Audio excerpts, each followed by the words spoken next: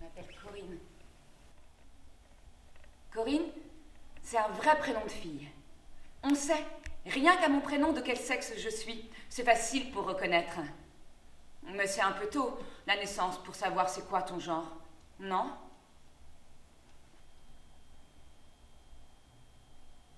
Quand j'étais petite, de moins en moins petite, je me demandais souvent comment ça se passerait.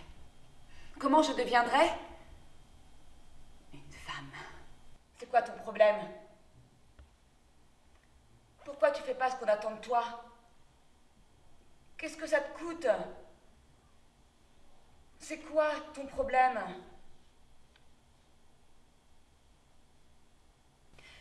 Je suis donc un corps biologique de sexe féminin à talons plats. Faut être patiente. Parce que moi, j'attends quelque chose d'elle. J'attends qu'elle me reconnaisse. Rien moins que ça. Qu'est-ce qu'on va devenir? Je sais pas. C'est parce qu'il était syndicaliste qu'il a été licencié, mon papa? Je sais pas. T'as peur, toi? Oui. Toi? Je sais pas.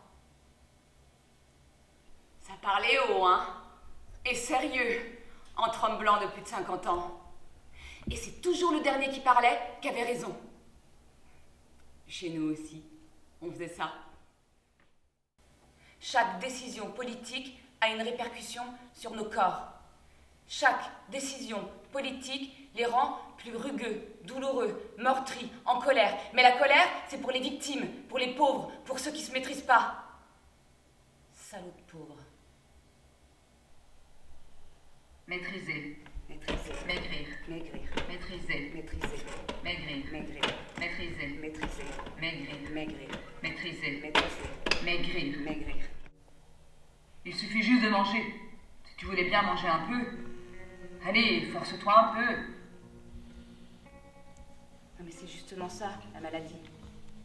Ne plus pouvoir, ne plus vouloir, décider qu'on ne veut plus et se retrouver pris dans cette non-envie, dans cette petite folie mentale. Une petite mort.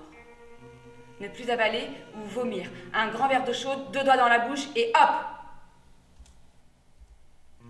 J'ai donc un corps biologique de femme, à qui on ne reconnaît pas sa féminité, et un esprit considéré être celui d'un homme.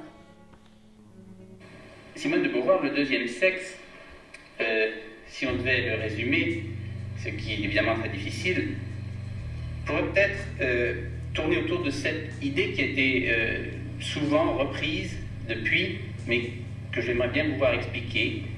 On ne naît pas femme, on le devient. Oui, c'est en somme la formule qui résume l'ensemble de mes thèses. Et ce qu'elle signifie est très simple, c'est que être femme, ce n'est pas une donnée naturelle. C'est le résultat d'une histoire. Il n'y a pas un destin biologique, psychologique, qui définisse la femme en tant que telle.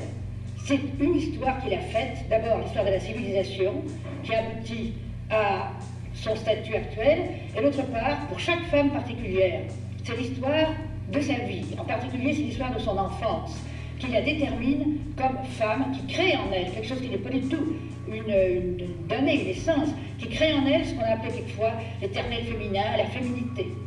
En tant que femme cisgenre, ou plutôt, en tant que personne de sexe féminin me reconnaissant dans le genre féminin, mais est-ce si clair que ça?